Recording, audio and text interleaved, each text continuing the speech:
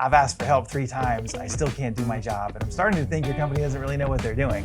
We kind of had blown it. Hi you guys, I'm Kate with Northwest, and today I'm sitting down with our Director of Client Experience, Artie.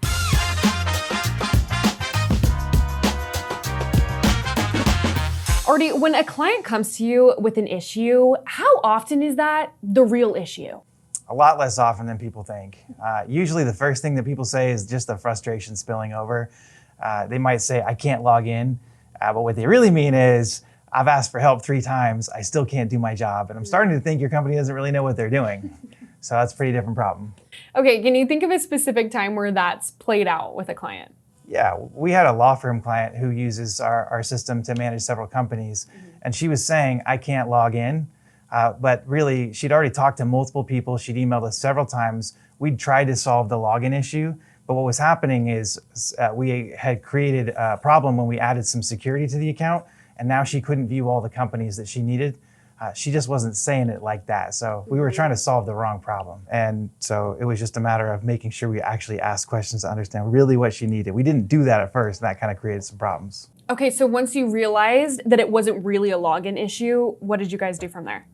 I stopped treating it like a support ticket and more like a real client problem. So by that point, we'd already lost a lot of trust with her by trying to solve the wrong problem several times. We kind of had blown it a little bit. So it was a matter of not just apologizing, but explaining to her how we were going to make this right. So I needed to restore trust. So I actually had to call her and reach out to her and earn back that opportunity to gain her trust. I asked her what she really needed, and it turns out what she needed was to be able to see all the companies in her account. Once we understood what she really needed, I called her and let her know we're sorry for trying to solve it the wrong way. We tried to rebuild some trust that we'd lost by solving the wrong problem several times.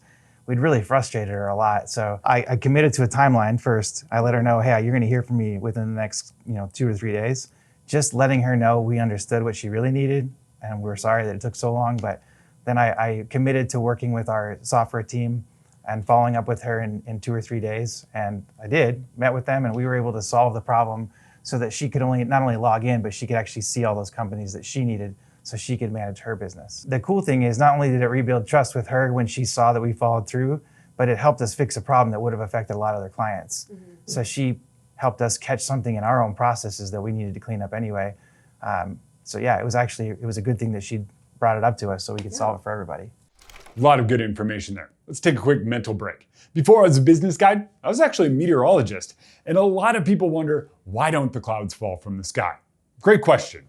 Clouds are actually made up of a ton of tiny little raindrops, just little, almost microscopic raindrops. And those teeny tiny little raindrops don't take much to keep up in the air. So a little bit of rising air, think the ground got heated and that air rises up, is enough to keep them all suspended so the clouds don't come crashing down to the ground.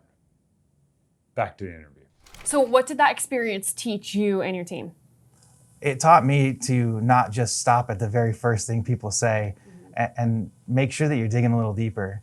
I made sure that our team really understands before we start solving the problem, let's make sure we actually confirm what they really need from us. Because a lot of times, what the first thing is, like I said, it's just kind of the frustration spilling over. She was saying, I can't log in, but what we needed to do was say, okay, well, once you do get logged in, what are you trying to accomplish? Not just stopping at the first thing they say. So we went back and we made sure our team knows, always confirm the real issue before you start solving. So if someone is watching this and they want to apply this to their own customer interactions, what's one thing that they could start doing today differently? Always just confirm what the person needs before you start solving it. It's just so much better than waiting till you get down the road and you've already tried to come up with a solution. When you hear a really simple question from your customers, don't just stop at answering that question, but look for the question behind the question. Look for what it is that they're trying to accomplish beyond just the question that they asked.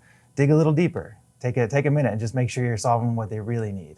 Artie, thank you so much for sitting down with us today. If you like this video, hit subscribe. And if you have more questions about scaling your business, comment them down below and we'll make a video about it. See you next time.